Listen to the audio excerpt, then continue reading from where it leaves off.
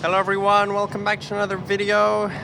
This is just going to be a quick one over here at Perth Station with a bit of an Australind update. So, the Australind Set 3 is over here with its lights on and engine on and everything. Doing some testing. Now, there have been a lot of videos already from many different people who've come up to check out the train. It's been sitting here, or different sets have been sitting here on different days for a long time already. Remember the first time we saw it was in September with the Royal Show. I combined it into one video with the Royal Show trains, and then not many people actually went to see the Australind specifically, but on that probably would have got more attention if it was a separate video. But anyway, what's happening is now that we actually have all 4 Australind sets delivered, no more are in Bellevue. They are actually storing them all at Mandurah depot overnight. So Set 3 recently hauled Set 4 out from the depot and, well, from Bellevue. And Set 4 has the full new orange livery, which we've all seen. So that is likely to be the train doing the first services in June, of course. First service on June 29th for the public, with a VIP event at Bunbury on June 28th. Now, I may potentially not be here because unfortunately out of every single weekend in the year I managed to book the luxury Indian Pacific train on the exact weekend that the Australind is happening to Sydney. So I am trying to get it changed, but everything's fully booked out, so if no one cancels I can't get it changed and I can't refund it. So we'll just have to wait 2 weeks to ride the Australind in that case, but I might get it changed, so we'll see. But anyway, what I wanted to show you now is, while Set 4 is now doing high-speed testing on the Mandurah line at night, Set 3 is regularly coming up to Perth, almost every day actually, but in the middle of the day, after morning peak, and then it leaves before afternoon peak. It comes onto platform 3. I don't know why, but I mean, I guess they get to test it all the way from Mandurah to Perth via the TCL, which is quite a long route. And then it just sits here and they do some testing. But now, this set actually has the interior on most of it as well, so we can actually get to have a proper look inside, an examination of everything. People running to the Byford train. So yeah, because this is like really close up that you can get to it. Now, I did have a little look last time during the Perth Station closure day when I first mentioned this, but platform 4 was obviously blocked off, so you couldn't have a proper look. Now you finally can. So there are all the people in there on their laptops doing things. The whole first car here still has nothing. Off goes the Byford train. Now I'll have some peace for a few minutes until the next one comes in.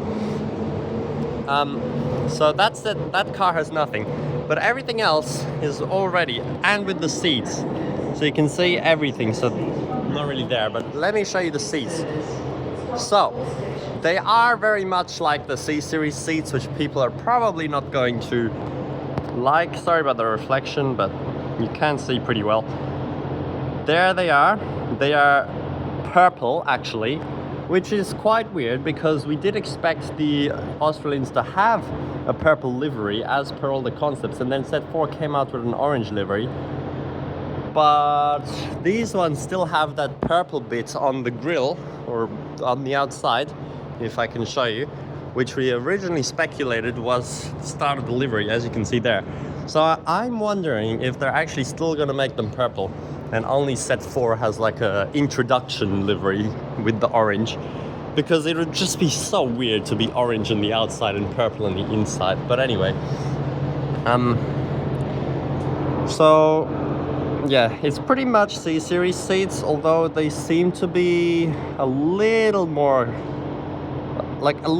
comfortable. They seem less tall, and of course, you can see they have the headrest and the armrests, although not one in the middle. Very strangely, they put, maybe there is one in the middle, but very strangely they put USB charging ports in the middle of the people's heads. Like, what? Why is it there? That is so weird. Like, how are you gonna have your cables up there? Although this is actually the first public transport vehicle in Western Australia to have USB-C charging ports, finally, instead of USB-A. Or maybe even in Australia. Let me know if there's any other public transport vehicle which has USB-C charging ports, or there probably is something, but not many. Recently, the X-Trap 2 train, which is very similar to the C-Series, just started in Melbourne operating.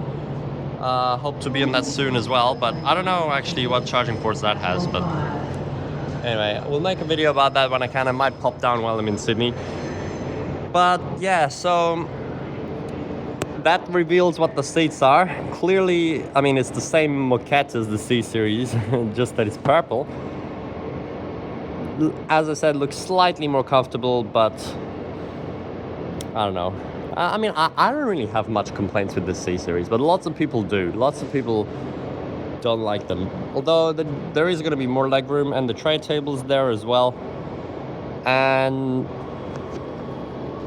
why is there coat hangers? You put USB-C charging ports and coat hangers. Like, that's so outdated. I don't know if the seats can be flipped. Hopefully they can, like on other Trans-WA trains. They probably can, but I don't really see how, but to face the direction of travel. Anyway, that's your detailed look at the seats. It's just a bit annoying with the reflection. You've also got the curtains, and even the curtains are actually purple, I think. Or oh, maybe not. Maybe that's just reflection. They might just be grey. But yeah, so that's all of that. Now, over here is actually the toilet, which you can slightly see, and the doors, of course. In there are the door buttons. Now, I don't get what that top button is. It looks like open and close, and then the other one is just open. Kind of weird. But they are on the side, not like on the C-Series in the middle, confusing everyone. So, and there's the toilet. It says toilet out of order. There are all the buttons for the toilet. I can see the sink, but I can't actually see the toilet, unfortunately. It just blocks the view from here, so you can't see it. But yeah. And then obviously the buffet is where there's no windows over here. So now they do also have passenger information displays, just like the C-Series, literally the same thing. So that's bad. It's just going to be blue text saying next station Mandurah or something. I don't think I can get a shot from here. But as you can see, it's a very purple color scheme. Now these seats are actually facing each other, so maybe they can't flip. And maybe it's going to be like, you're going to have these people facing each other, which is not going to be that nice. See, because here they're all facing forward.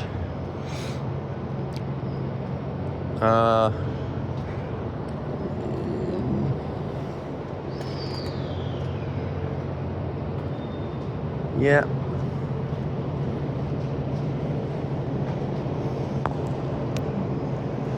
Yep. Bye for Trent here. And that's the front. So it is 2 p.m, so it's probably leaving soon. We might be able to get a shot of it, which will actually be my first time seeing it moving. But yeah, there will only be one train running for a little while, only on Monday, Wednesday, Friday and Sunday, one return service per day, which is probably going to be set 4 and then followed by set 3. But there you have it. That is the reveal of the seats of this train and a first proper close look. If anyone knows any details about the livery and what's going on, like why they make it orange after all the concepts were purple, then let me know. But looking forward to it starting up in just over a month's time. Hopefully I'll be here. If not, I'll be in the middle of the Nullarbor and the Indian Pacific. That'll definitely make a good video as well, but just really bad timing. Is there anything else I wanted to mention? Gosh, it's messy in there. But yeah, you can book the first service. It's still up, not booked out yet, so make sure you type in Perth City Station to get access to it, and then you can get on board for the morning service on the 29th of June. Is it 29th? Yeah. Or 28th? 29th, I think, yeah. Yeah, 29th is the Monday. Sorry, just getting my dates mixed up. But yeah, this whole car still doesn't have anything. They're doing testing in it, whatever. We'll see if it leaves soon, and then we can get the shot. But if you do go down to Mandurah depot before or after peak, or maybe on the weekend as well, you can actually see all 4 of them together. It's so crazy that set 3 towed set 4. But yeah, I can't believe it hasn't run since the 20th of November 2023. So long. And of course I filmed the last service with the old train. It would be very fitting to be in the first service, but I don't know. Also, what is with the smart rider machine there? If anyone knows, please tell me. I don't know why they put it there. But you are still able to book it to Byford, or even between Armadale and Byford, which is so funny. Like, surely you just let people tag on and just stand in the train, especially when there's 5 services a day. To take an express service down to Byford, that'd be pretty cool, because what else is the machine for, you know? Or just make it fully tag on and off anyway. With 5 services a day, it's not going to be full in the future. Right now it's obviously not going to be 5 yet, but you could easily do that, and then you could actually have much more accessible usage of one of our few regional trains.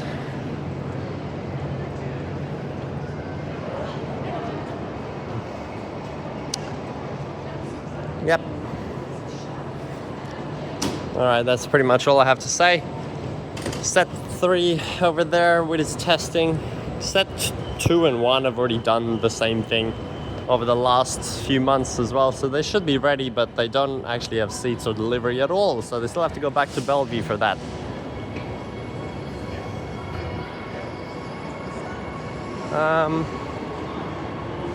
Anyway, I'll see you in the next video whenever we have something interesting happening again on the Perth network, or if you watch my interstate videos as well, which I'm trying to get all of them out before I go to Sydney in a month and a bit. So that'll be it. Okay, bye.